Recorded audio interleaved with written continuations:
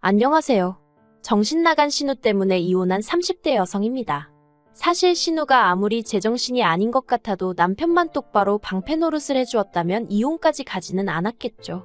하지만 남편이 재구실을 못하니 시쳇말로 피보는 건 저더라고요. 그래서 이혼하게 되었네요. 남편하고는 지인의 소개로 만났는데 깔끔하고 단정한 첫인상이 마음에 들었어요.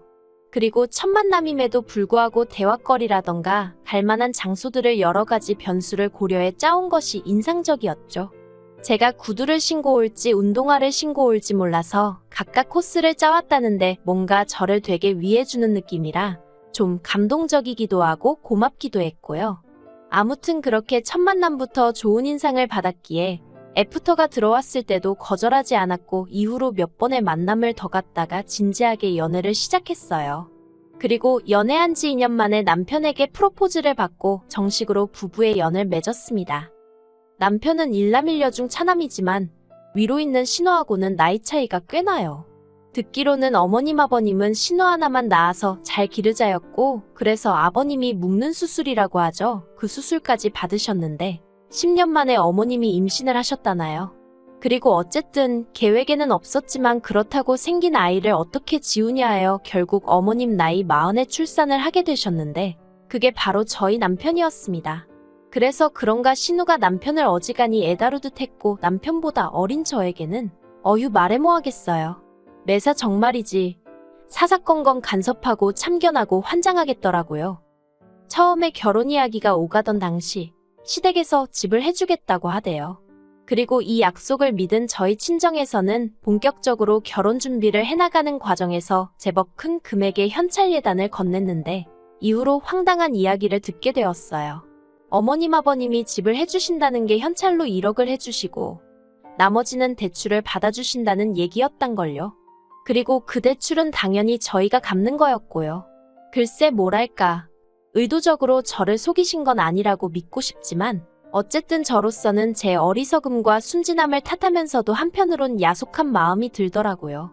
물론 그래도 여전히 남편이 저보다 많이 해왔고 그렇기에 이러쿵저러쿵 한마디도 입 밖으로 꺼내진 않았습니다. 그런데 이 과정에 있어서 정작 시부모님은 나름대로 민망해하시는 기색이 있었는데 신우가 그렇게 야단인 거예요. 어디 나가서 물어봐라. 자기 부모님 그러니까 시부모님 마냥 떡하니 현찰 1억을 내주는 시댁이 흔치 않다. 넌 참 복받은 거다.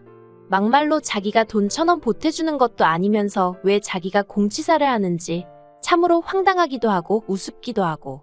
그리고 사실 이런 일에만 신우가 나대는 게 아니었어요. 제 외모라던가 지극히 사적인 부분에서도 자기가 좌지우지하려는 성향이 강했거든요. 신혼집이라고 해도 전세긴 했지만 어쨌든 집들이는 해야 한다는 신우의 성화에 못 이겨 결국 결혼하고 2달 만에 집들이를 하게 되었습니다. 신우는 이때도 자기는 집들이 때 일가 친척들을 다 불러야 했는데 저는 시부모님과 자기 식구만 초대를 하니 얼마나 좋냐며 복 터졌단 소리를 해대고 난리였어요. 하지만 솔직히 암만 옆에서 너 참 복 받았다고 말한들 저는 그런 생각이 안 들었거든요. 에휴. 아무튼 매번 신우는 넌 참 복받았다 운도 좋다 요새 이런 시댁이 어딨냐? 아주 그 소리를 입에 달고 살더라니까요. 게다가 집들이 당일엔 이런 일도 있었어요. 시부모님과 함께 도착한 신우가 대뜸 다른 것도 아니고 제 머리를 지적하기 시작했습니다. 결혼까지 한 여자가 아직도 머리를 안 잘랐냐며 저더러 너는 이제 아줌마니까 머리 치렁치렁하게 하고 다니지 말고 귀 밑으로 깔끔하게 자르라면서 사람이 게을러 보이네 어쩌네. 그런데 제가 실은 고등학교를 졸업한 이후로는 늘 머리를 길러서 몇 년에 한 번씩 소아암 센터에 기부를 하고 있었거든요. 그래서 신우가 자르란다고 내내 자를게요 할 상황이 아니었지요. 신우 성격에 내 자를게요 해놓고 안 자르면 그걸로 또 잔소리를 어지간히 해댈 게 뻔하기도 했고요. 하지만 그렇다고 제 입으로 기부를 하려고 기르는 중이에요 하려니 뭔가 낯뜨겁고 그래서 적당히 웃으며 앞으론 깔끔하게 틀어올릴게요.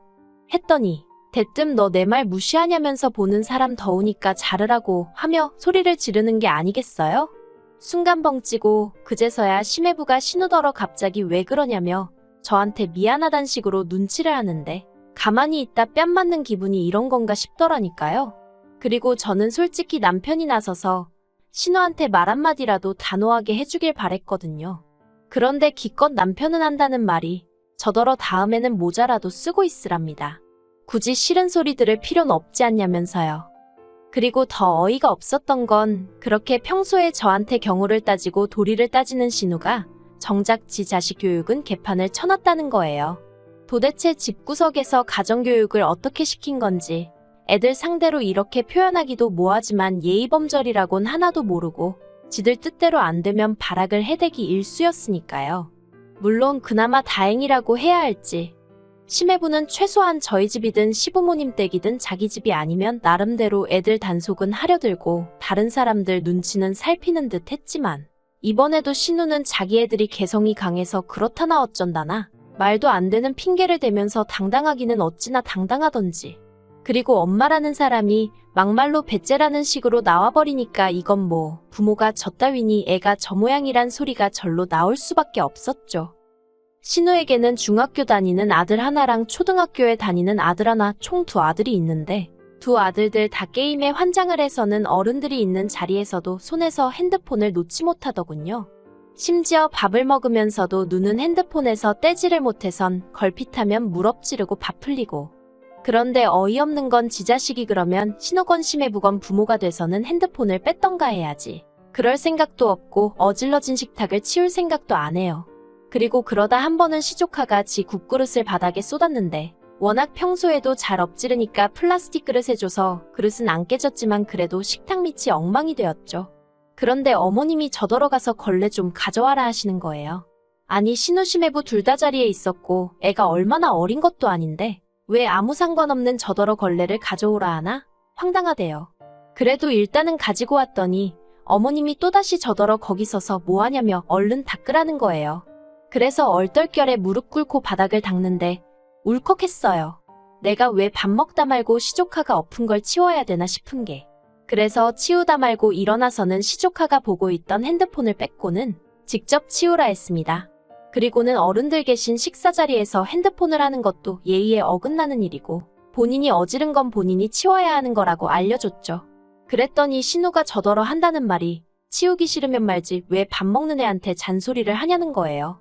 그리고는 저더러 네가 뭐 선생이라도 되냐면서 왜 자기 아들한테 이래라 저래라 하냐입니다. 그러자 저도 막말로 시조카도 보고 있는 마당에 여기서 밀렸다간 꼴사납고 우스워지겠구나 싶은 거예요. 그래서 신우한테 제가 어른으로서 애한테 이 정도 말도 못하냐고 그러니까 진작에 좀 이런 건 알려주셨어야 하는 거 아니냐고 중학생이나 되는 애가 이런 예절도 모르는 게 말이 되냐고 쏘아붙였죠.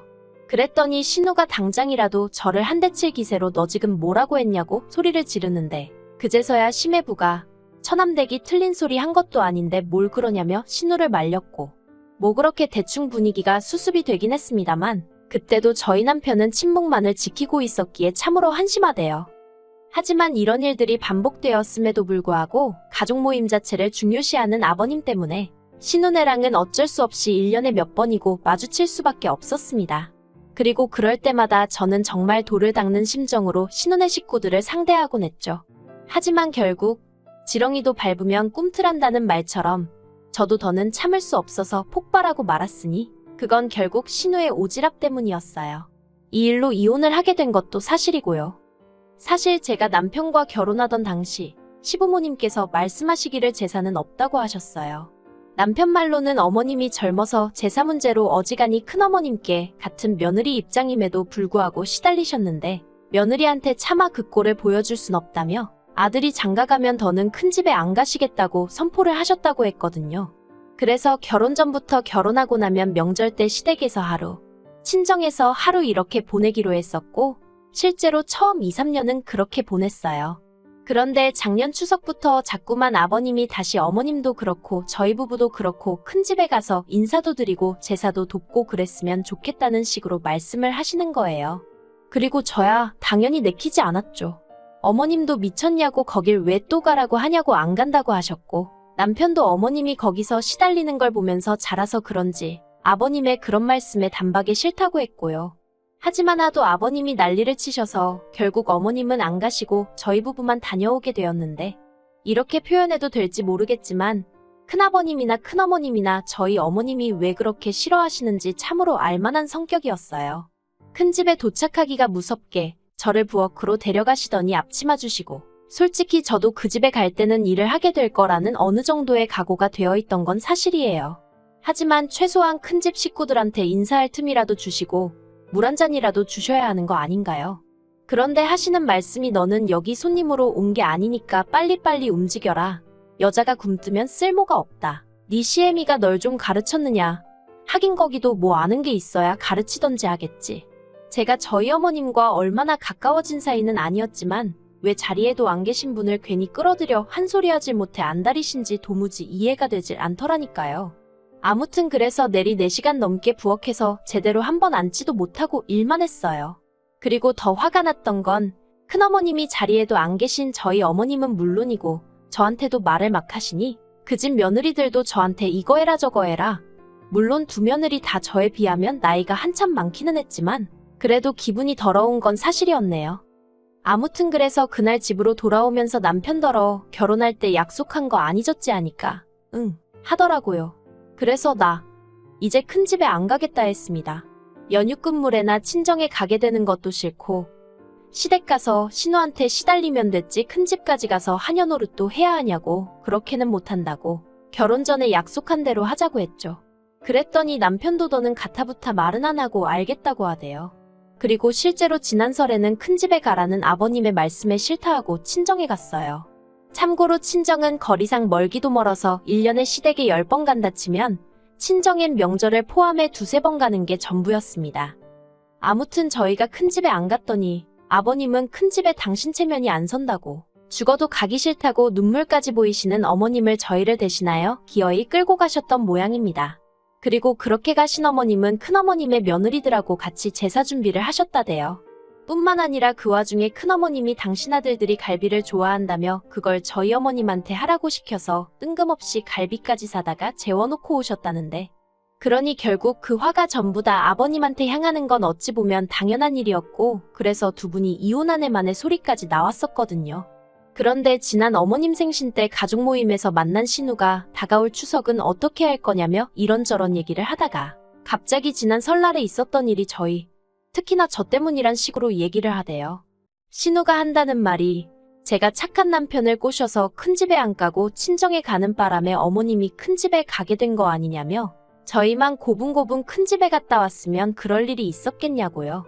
어이가 없어서 신우더러 그렇게 어머님이 큰어머님한테 당하는 동안 도대체 아버님도 그렇고 자식들은 다 뭐하고 있었냐고 물었어요.